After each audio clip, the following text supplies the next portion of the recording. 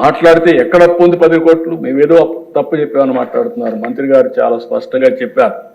నేను ఇప్పుడే చెప్తున్నా, మీరు చూస్తే అధ్యక్ష, గవర్నమెంట్ డెట్ 4,38,728 కోట్లు.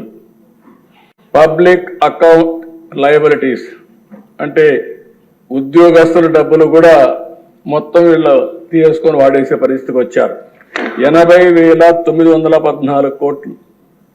కార్పొరేషన్స్ డెట్ 2,48,677 కోట్లు. సివిల్ సప్లైస్ లో అప్పు 36,000 కోట్లు.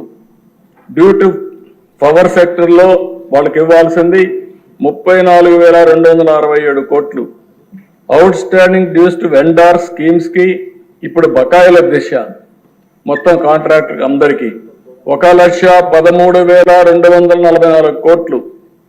అదే మరి ఉద్యోగస్తులకు ఇవ్వాల్సింది ఇమ్మీడియట్ గా 21,980 కోట్లు.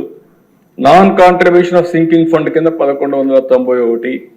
ఇవన్నీ కలిపితే 9,74,556 కోట్లు ఇప్పుడు తేలిన అప్పుడు.